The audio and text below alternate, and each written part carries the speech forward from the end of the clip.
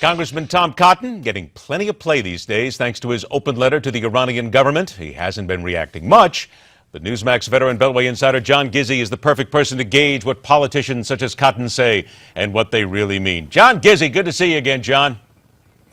Good to see you, Ed, and I note with interest that you called him Congressman Tom Cotton. He's Senator Tom Cotton. I appreciate it. Thank you. No, but I don't blame you because he is only one of 19 Americans in the history of popular election of senators who went from being congressman to senator after only one term. See, but I need to be proper on this. I need to get it right, as you do here. And that's why I wanted you to tell us a little bit about this speech that he gave at the Hudson Institute. Took no questions. But as I look at this, yes, his vision of the United States as a world power in the next decade sounds to me like this is a guy who's got presidential aspirations down the road.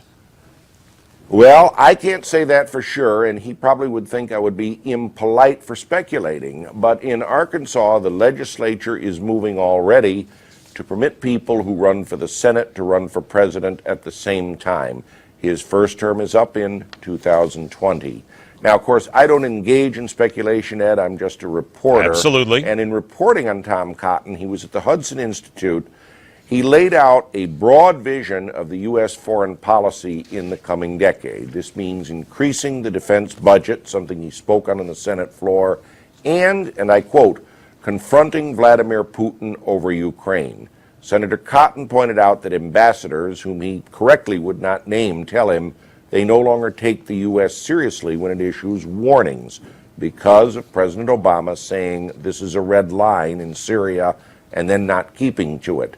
Accordingly, he said, we have to confront Putin because if it doesn't stop with Ukraine, it'll end with little green men, that is Russian undercover agents, going into Moldova and then into Estonia.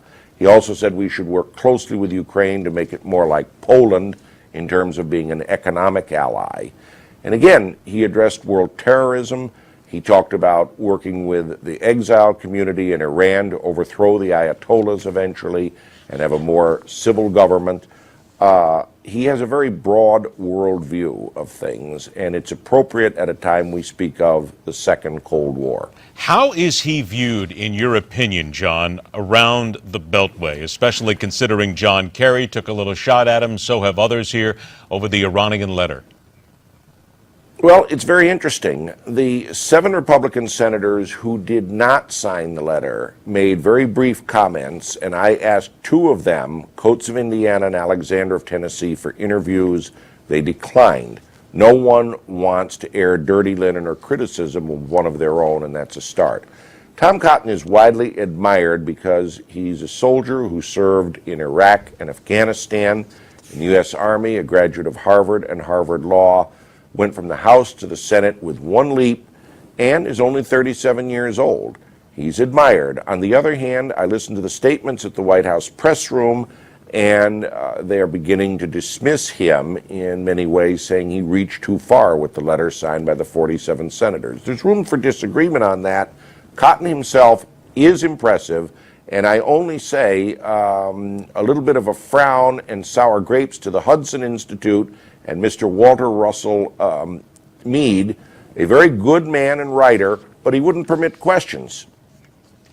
Yeah, see, that always bothers me just a little bit when they don't give question time to people like this, because certainly Senator Cotton is a guy who's getting a tremendous amount of attention. But then again, to be fair here, as we are reporters and journalists, we say, let them have their moment, then we get to discuss it, and then we get to think of questions to ask the next time, which I'm sure you will do just that. At our own Newsmax interview with Senator Cotton. Stay tuned. There you go. When is that coming out? Any hint? Well, let me just say, I've just started to work on that right now. I think I've got to wait in line and take a cue there, but... okay, that's all right. I just want to make sure that see. If you're getting ready to it, I want to make sure that we promote it when it comes out there. I'm all out of time, John, unfortunately. Please, sir, stay good in Washington, D.C. We'll talk to you again soon. Look forward to it, Ed. All right, take care, John. Second hour of the Thursday MidPoint call is on deck. Let's pull in all the reins on this knee-jerking over the Secret Service and get some common sense answers in the room. We're the only guys who can do it, right here on MidPoint.